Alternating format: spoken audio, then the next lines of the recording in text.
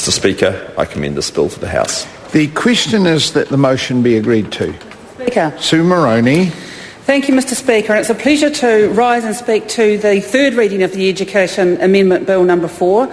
It is an omnibus bill, and being the Deputy Chair of the Select Committee that heard it, I'm pleased to say that Labor does support this bill. Its primary amendment is to provide greater transparency and accountability in the setting of student levies, which did increase hugely in the year 2010, so that was just last year. And what we saw happen was an average, yes, Mr Speaker, an average of 102% increase in student levies right across the country. And of course, we know that when we talk about averages, that hides the variances in that. And what we do know is that at its extreme, 600% was the rate of increase of the student levy at Canterbury University last year. And Mr Speaker, while this is an admirable attempt to do something about that problem, and does it in a transparent way that gives students a voice and students a role in seeing how their compulsory levy money is being spent, it doesn't address the root causes.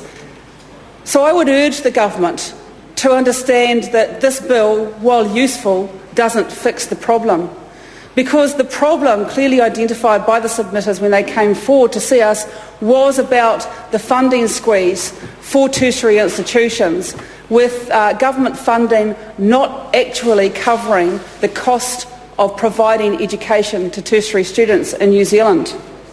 And of course, they're not the only part of the education sector that is feeling this squeeze. But with regards to this bill, it's incredibly important that the government does understand the funding squeeze for tertiary institutions, because that is why they sought to find other funding sources and actually ended up with what looks like a user pays model, because their natural inclination when they weren't getting the government support that they needed to provide the services that they want to provide was to look to the students themselves.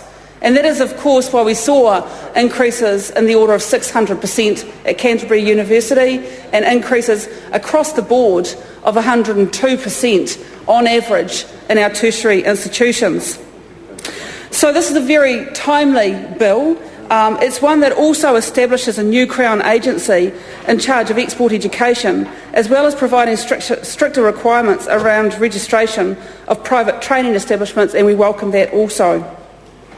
The registration of private training establishments is designed to stamp out growing qualification fraud in the sector, and we certainly hope that it does actually meet that goal that's set out in the bill. However, Mr Speaker, I do just want to come back to an issue that has been debated earlier today with regard to this bill, because it is an important one for the government to understand. Not only do they need to understand what caused the significant increase last year in the student levies right around the country, not just at one or two institutions, but pretty much right across the board, they also need to understand the implications of another piece of legislation that they are wanting to push through before the election, and I'm referring to the Voluntary Student Membership Bill. Because, Mr Speaker, that bill, in tandem with this one, will let student services fall through the gaps. Because the effect of the Voluntary Student Membership Bill is to gut student associations, those student associations that provide the very services, the advocacy services, the hardship grants that keep students afloat in very difficult times, and also helps them to get through their study. Now, if the government is successful in pushing that through, or should I say, actually more accurate, if the ACT Party is successful in garnering the support of the national government, if they are successful in that, then that will lead, and we know it will lead to, a reduction in student services. Why do we know this? We know this because this is exactly what has happened overseas, where exactly the same measure has been brought to bear. So, if ACT does get its way with the government, if ACT gets its way with the government and that happens, then student services will suffer. And institutions will want to pick up those student services because they won't want to see students going without. They will want to make sure that students are well supported throughout the course of their education. And they will then find that they are restricted by this very bill. this bill that we are debating now here today. And that's tragic, Mr Speaker, because this is actually, by itself, a very good bill. It's a very good bill because it aims to contain spiralling costs for students, and that's a good thing, particularly when cost of living is out of control in New Zealand as it is. So students are facing increases to their transport costs because of the rising cost of petrol.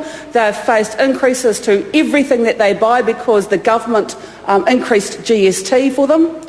They also face increased childcare costs, actually, and I know of a number of students who have had to pull out of their study because they can no longer afford to have their children in early childhood education while they are studying because of that government's funding cuts to that sector as well. So these are the sorts of cost of living increases that students face anyway. The last thing they needed last year was their levies to go up by an average of 102% as well. So I commend the government for, even in some small way, understanding that cost of living increases are out of control and moving with this bill to contain this particular part of it. But unless the government also moves to address the underlying concerns, the underlying funding pressures within the tertiary institutions, and unless the government also wakes up and stops that bill that will gut student associations from providing those services, then, Mr Speaker, I'm afraid they will be doing students a disservice. Mr Speaker, I do want to lend, however, Labor's support for this bill because this is the good twin, and I urge the government to vote down the evil twin. Alan Peachy.